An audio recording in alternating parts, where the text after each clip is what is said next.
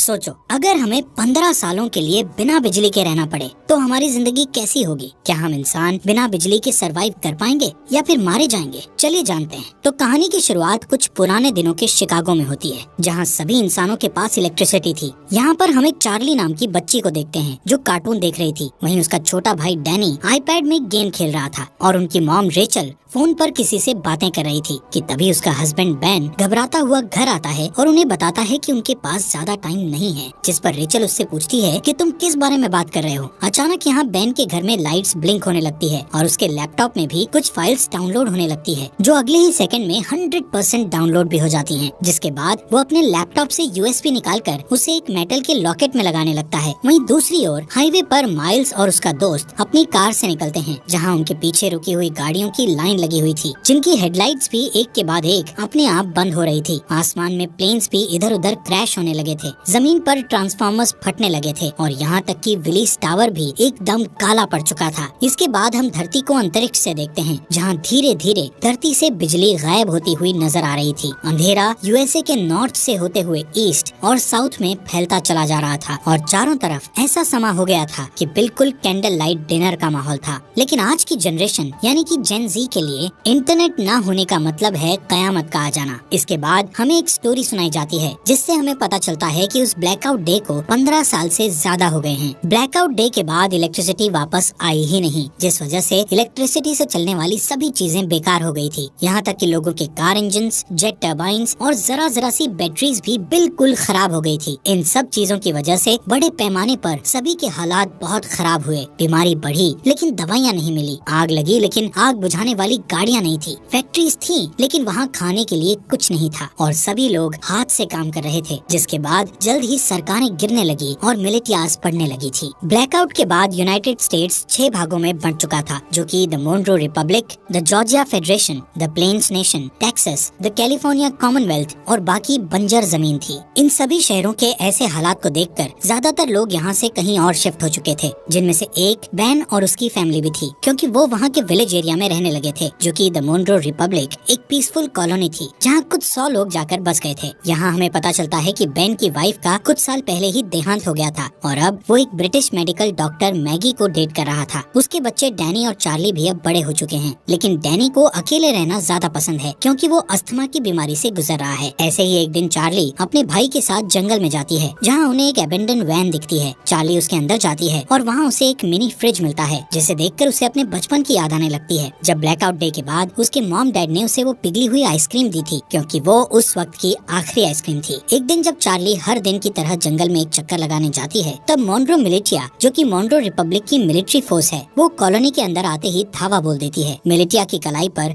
एक टैटू गुदा हुआ था, जो कि मोनरो रिपब्लिक के मेंबर्स का सिंबल था, जिससे उन्हें पहचाना जा सकता था। अब क्योंकि ये मोनरो रिपब्लिक के सेटलमेंट का समय है, इसलिए वहाँ रहने वाले सभी लोगों को टैक्स के रूप में अपनी फसलें देना उनकी जिम्मेदारी है। हालांकि बेन जानता है कि ये टैक्स से कहीं ज्यादा है। बेन को लगता है कि उनके साथ कुछ बुरा होने वाला है, इसलिए वो अपने सबसे अच्छे दोस्त आरोन के पास जाता है और उसे वो लॉकेट दे देता है, जिसमें बेन ने मूवी के शुरू में वो यूएसबी लगाया था। बेन आरोन से कहता है कि चाहे कुछ भी हो जाए, तुम्हें इस लॉकेट को कुछ नहीं होने देना। तभी उस मिलिटिया ग्रुप का कैप्टन मेजर टॉम नेवेल वहाँ आ जाता है और बेन को अपने साथ चलने के लिए कहता है। वो उससे उसके भाई माइल्स के बारे में पूछता है, जिस पर बेन कहता है कि वो माइल्स से पिछले 15 सालों से नहीं मिला है। वहाँ मौजूद सभी लोग डर के मारे देखते हैं कि मिलिटिया ग्रुप अपने कदम वापस लेने लगता है कि अचानक वहाँ डैनी आकर उनकी ओर क्रॉसबो पॉइंट करता हुआ अपने डैड को ना ले जाने की धमकी देता है। बेन उसे शांत करने की कोशिश करता है, लेकिन इससे कोई फायदा नहीं होता और गलती से डैनी उन पर गोली चला देता है, जिससे वहाँ मौजूद एक दुश्मन मारा जाता है। ये देखकर एकदम से सभी लोग मिलिटिया पर हमला करना शुरू कर देते हैं, लेकिन इस लड़ाई में उनका कोई मुकाबला नहीं होता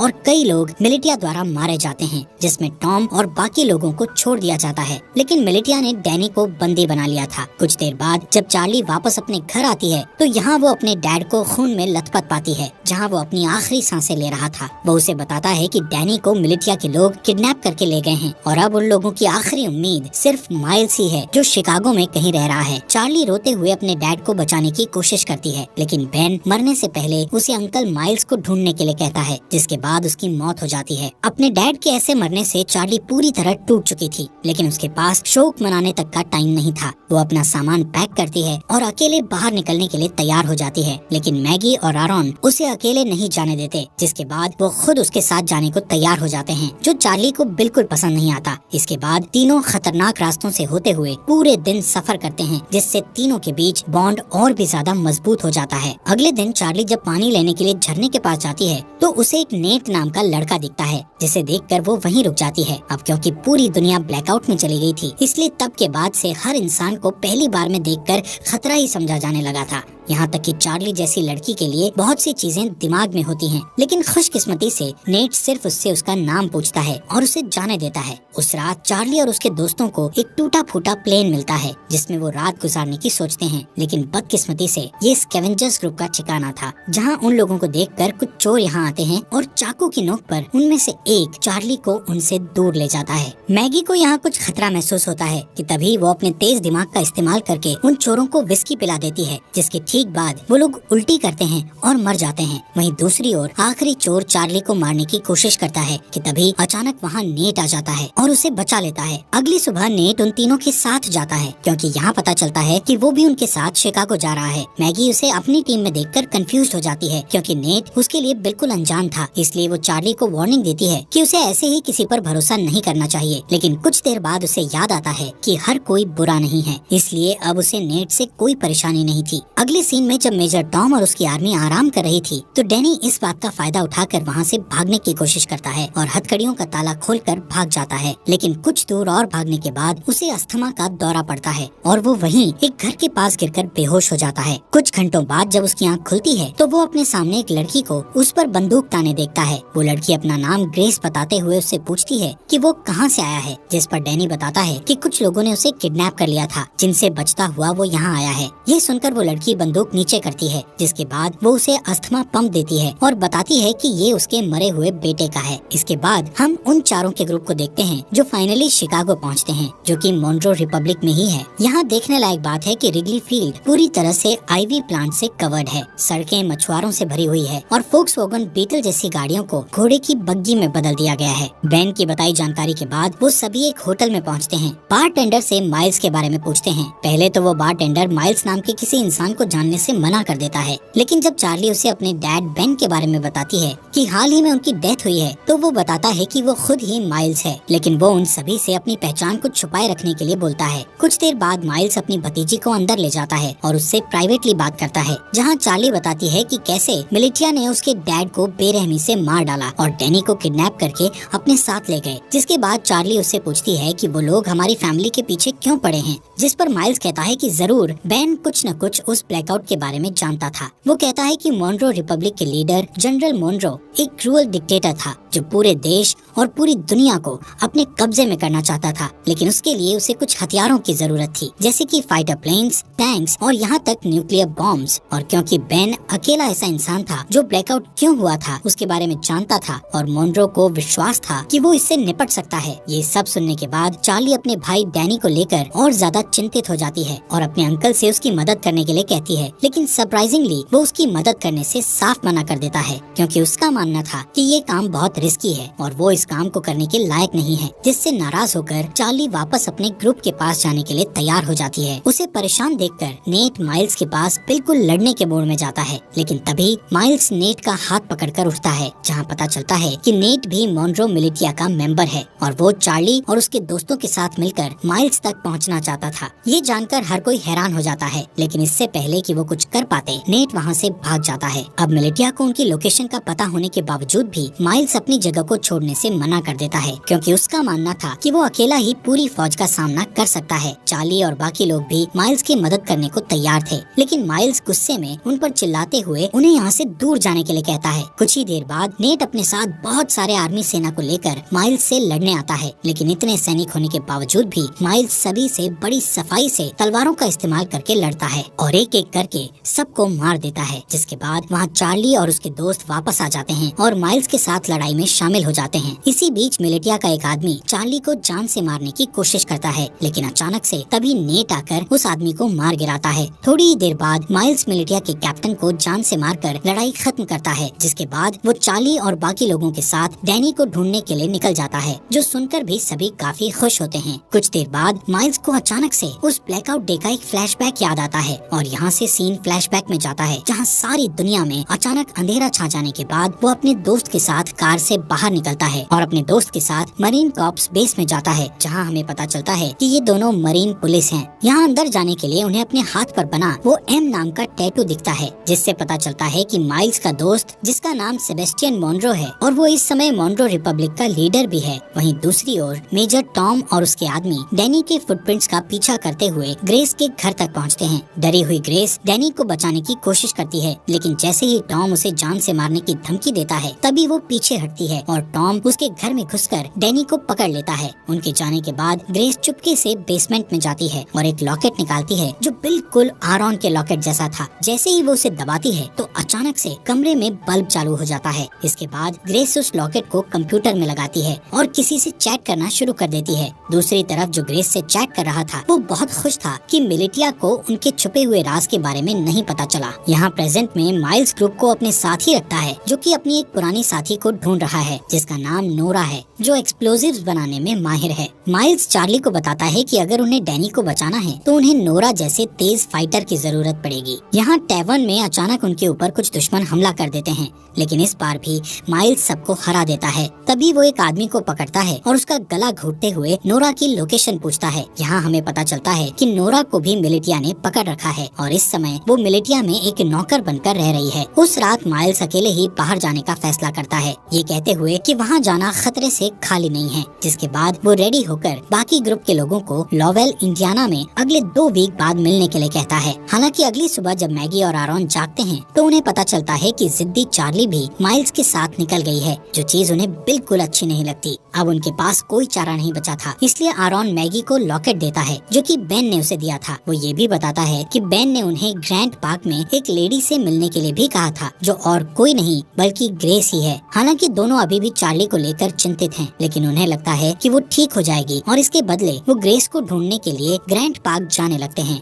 ये दोनों ग्रेस को ढूंढने निकल जाते हैं, जहाँ इन्हें लगता है कि ग्रेस ही वो की हो सकती है जिससे अर्थ पर इलेक्ट्रिसिटी को वापस लाया जा सकता है। वहीं दूसरी ओर जब मेजर टॉम अपनी सेना को लीड करते हुए अपने अड्डे की ओर जा रहे थे कि तभी अचानक एक गोली चलने की आवाज सुनाई देती है, जो सुनते ही वो लोग अपना रास्ता बदलकर उस गन शॉट की आवाज का पीछा करते हैं। जिसका पीछा करते करते वो लोग एक छोटे से घर तक पहुंचते हैं, जहां इन्हें पता चलता है कि इस मोनरो रिपब्लिक में आम इंसान अपने पर्सनल बंदूकें और गोला बारूद नहीं रख सकते। इसी वजह से सभी लोग क्रॉसबोज और दूसरे हथियारों का इस्तेमाल करते हैं। इसी के चलते मेजर टॉम उस घर के मालिक को धमकी देता है कि वो अपने घर के सभी हथियारों को उन्हें दे दे। उस आदमी को लगता है कि वो हथियार देने के बाद भी मारा जाएगा, इसलिए वो अपने घर से एक बंदूक निकालकर बाहर खड़े एक आदमी को गोली मार देता है कि तभी मेजर टॉम उस आदमी को गोली मारकर उड़ा देता है। इन सब चीजों के बाद हम वहीं डरे हुए डैनी को देखते हैं। अगले सीन में मिलिटिया के अड्डे पर हमें फॉर्मली जनरल मॉनरो से मिलवाया जाता है, जिसका हाथ इन सभी बुरी चीजों में है।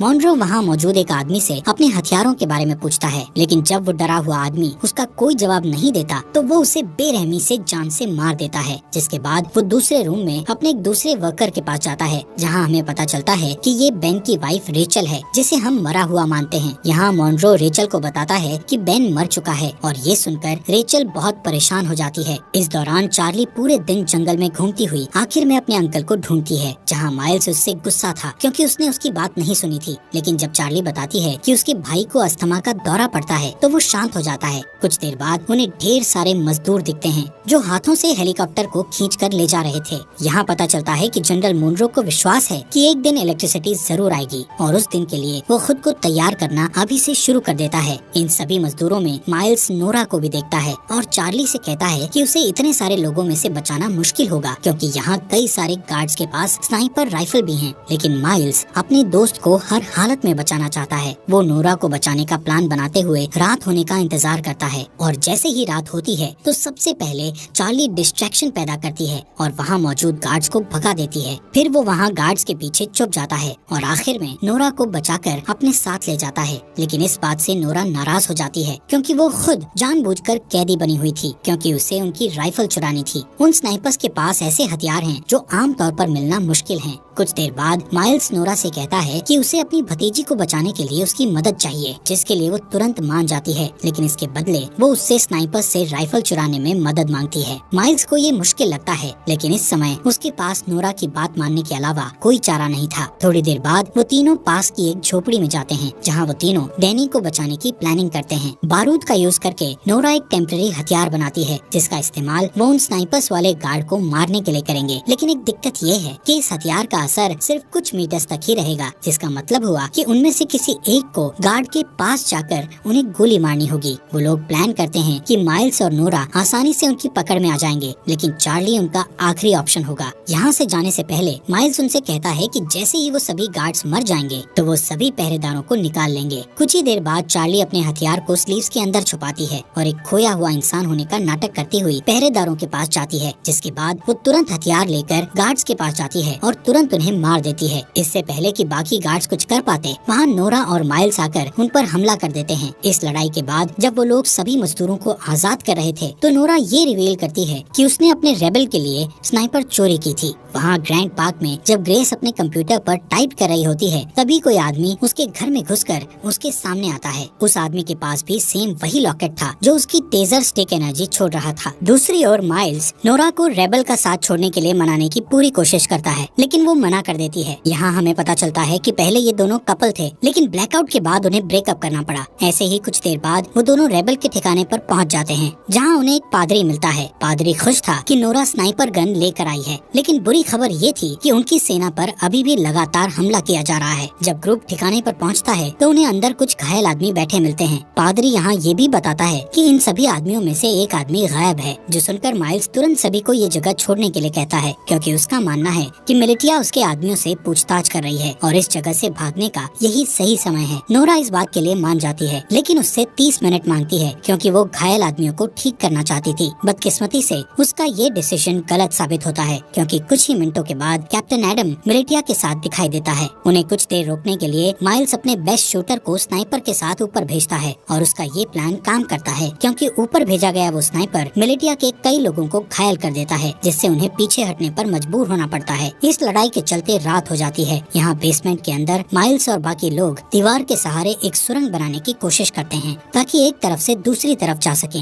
लेकिन उनका ये प्लान पूरी तरह से फेल हो जाता है क्योंकि दीवार में सुरंग खोदते समय दीवार गिरने लगती है और माइल्स उस गड्ढे में गिर जाता है, जिससे उनकी पूरी मेहनत खराब हो जाती है। ठीक इसके बाद छत पर बैठे स्नाइपर की मौत हो जाती है, जिसके बाद कैप्टन एडम और उसके लोग बेसमेंट में घुस जाते हैं। लेकिन माइल्स जो बहुत बढ़िया तलवारबाज है वो कुछ आदमियों को नीचे गिराता है और एडम को बंदी बना लेता है। फिर वो उसे दूसरे रूम में बंद कर देता है और यहाँ से भागने के तरीके सोचने लगता है। यहाँ हैरानी की बात ये होती है कि एडम माइल्स को पहचान लेता है, जिससे कमरे में मौजूद सभी लोग हैरान रह जाते हैं। ये देखकर चार्ली उनसे पूछती है, तुम एक दूसरे को कैसे जानते हो? यहाँ कहानी एक अलग मोड़ लेती है, जहाँ एडम ये रिवील करता है कि पहले माइल्स जनरल मुनरो का राइट हैंड था। यहाँ तक कि माइल्स वो इंसान है जिसने मिलिटिया को लड़ना सिखाकर इतना खतरनाक बनाया है, लेकिन इतना रिवील होने के बावजूद भी माइल्स उन्हें मारने पर अपना फोकस रखता है। माइल्स उनके सामने एक डील रखता है जिसमें वो खुद को मुनरो मिलिटिया के सामने सरेंडर करेगा, लेकिन उसके बदले में उसके ग्रुप के किसी भी इंसान को कोई नुकसान नहीं पहुंचाया जाएगा। किसी वजह से एडम ये डील एक्सेप्ट कर लेता है, हो सकता है उसे अपनी जान की परवाह हो इसलिए। खैर इसके बाद जल्द ही माइल्स को मुनरो मिलिटिया ले जाया जाता है। यहाँ से सीन फ्लैशबैक में जाता है, जहाँ हम ब्लैकआउट के 2 वीक बाद का सीन देखते हैं, जब माइल्स अपने भाई को ढूंढने के लिए शिकागो आया था और उसका सबसे अच्छा दोस्त मुनरो भी उसके साथ था। वहीं रास्ते में उन्हें 2 आदमी मिलते हैं, जिनमें से एक एक आदमी दूसरे को बहुत बुरी तरह पीट रहा था। एक अच्छा इंसान होने के नाते माइल्स उनके पास जाता है और अपनी बंदूक निकालकर उनमें से एक को गोली मार देता है। इसके बाद दोनों दोस्त उस बचे हुए चोटिल इंसान की मदद करते हैं, जो और कोई नहीं बल्कि कैप्टन एडम ही था। और इसीलिए वो आज तक माइल्स की इतनी रिस्पेक्ट करता है, क्योंकि उसने उसकी जान बचाई थी। यहाँ से सीन वापस प्रेजेंट में आता है। जैसे ही माइल्स मिलिटिया को अपनी जगह पर ले जा रहा था, तो रास्ते में वो एक ब्रिज पार करते हैं, जहाँ अचानक से एक एक्सप्लोजन होता है, जिससे सभी लोग चौंक जाते हैं। और इसी दौरान नोरा और चार्ली माइल्स को उनसे बचा लेते हैं। वहाँ से जाने से पहले वो एक और एक्सप्लोजन करते हैं, जिससे वो पकड़े न जाएं। वहीं दूसरी ओर मैगी और आरॉन, जो ग्रेस को ढूंढने के मिशन पर हैं, आखिरकार वो उसके घर तक पहुँच जाते हैं। लेकिन उस घर में कोई भी नहीं था, क्योंकि ग्रेस ने ये घर छोड़ दिया था। यहाँ आरॉन, जो गूगल का एक पुराना एम्प्लॉय होने का दावा करता है और कहता है कि वो कंप्यूटर के बारे में बहुत कुछ जानता है। इसके बाद वो बेसमेंट में जाता है, जहाँ उसे ग्रेस का कंप्यूटर रखा मिलता है, जिसे देखकर पता चलता है कि इसे हाल ही में बनाया गया था, जिससे पता चलता है कि यहाँ इलेक्ट्रिसिटी थी। हालांकि जब वो कई घंटों तक कंप्यूटर की जांच पड़ताल करता है, तो उसे वहाँ कोई सुराग नहीं मिलता। आरॉन थक जाता है और ऊपर जाकर वो कंप्यूटर मैगी को दिखाता है। तभी उसका लॉकेट चमकने लगता है और पास में रखे हेडफोन में गाना बजना शुरू हो जाता है, जहाँ मैगी के आईफोन में जान सी आ जाती है, जिसकी वजह से वो कई सालों बाद अपने बच्चों को देखती